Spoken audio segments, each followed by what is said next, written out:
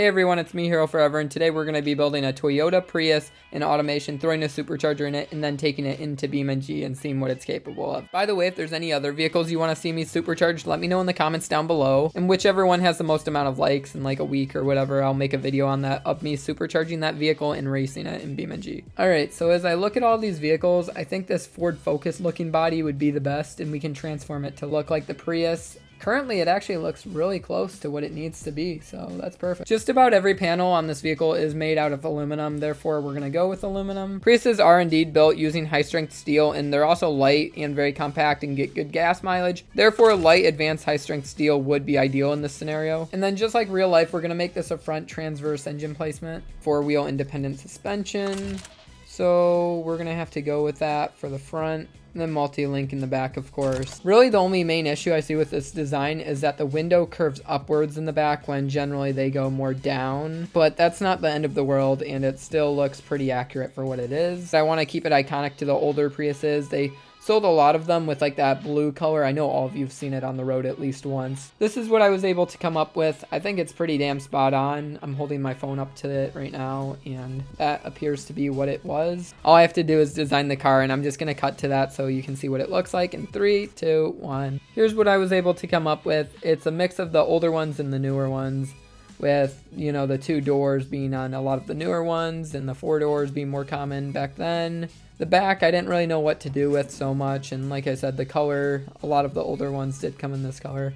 I don't know if they still make it or not. I was sure to include the really tiny tailpipe too that they include on the right side. Since it's finished now, it's time to go over and build the engine, and one thing I want to do with this is make it the exact specification, as in like the engine displacement, amount of cylinders, that type of thing, and try to get it as realistic as we can to the real thing in the same horsepower. And then once we have it as close as we can get it to the factory specs, we'll throw a supercharger on. We're going to be basing this engine around the 2010 plus time period.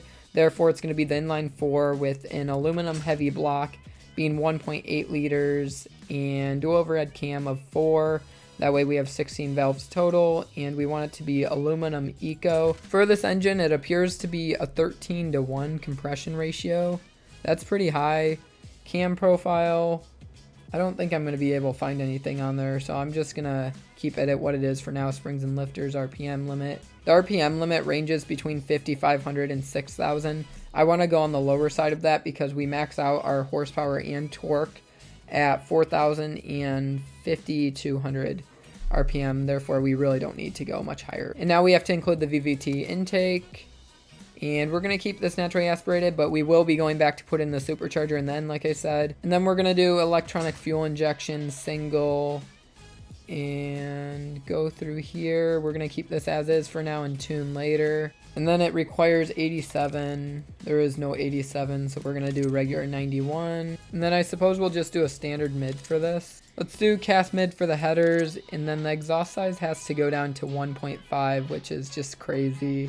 We'll do a 3-way pre-cat with just, I don't know, a baffled muffler, probably just one. And then for the 2010 1.8 liter, it looks like they're getting 134 horsepower now. So now I'm just going to go through everything, fine tune it until we get to that 134.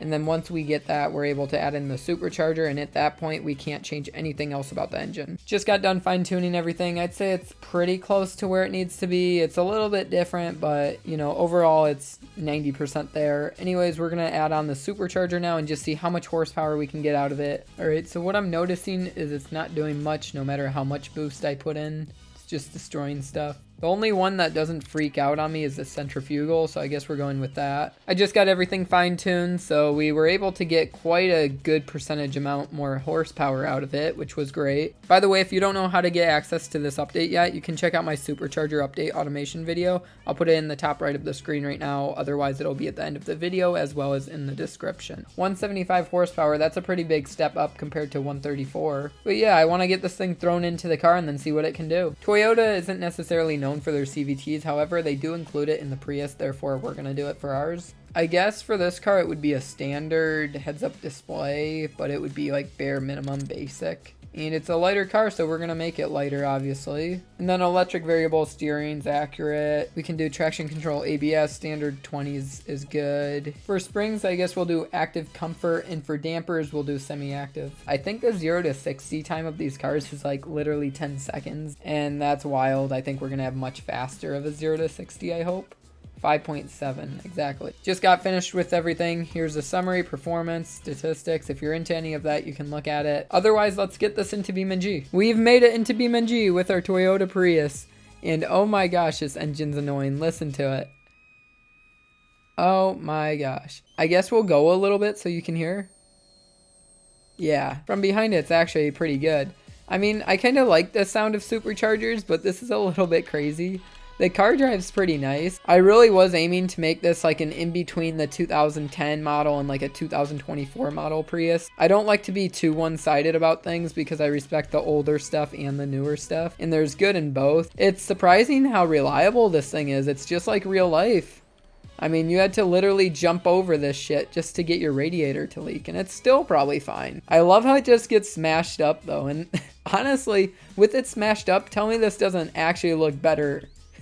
This is like more like a Prius or like a Chevy Spark or something like that. We're still going too. I don't know how. The front wheel's freaking the hell out. So if I turn right, I go straight. But if I go straight, then I go straight. But if I turn left, then I go right. So how does that work? I do still want to take this in to do its race. So why don't we go do that now and see how it can compete against an actual race car? He has a pretty dang fast car, it looks like. So I don't know if a Prius can beat him. I mean, we only have 170 horsepower too. Yep. Okay, so we have a little bit faster of a car than him to begin, but I want to try and get in on that. Can you stop? I want to try and get in on these corners. Yeah, he's racing a little bit dirty, but we're going to get in his way anyways. Shit. Seriously?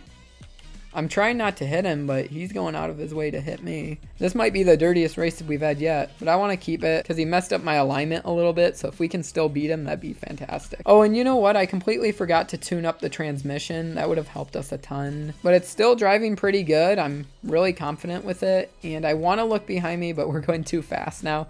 Let's get around this turn and then we'll look behind us and see how he's doing. Right off the start line, we were definitely going faster than him. Oh, shit. Shit! Oh my gosh. I let completely off that throttle.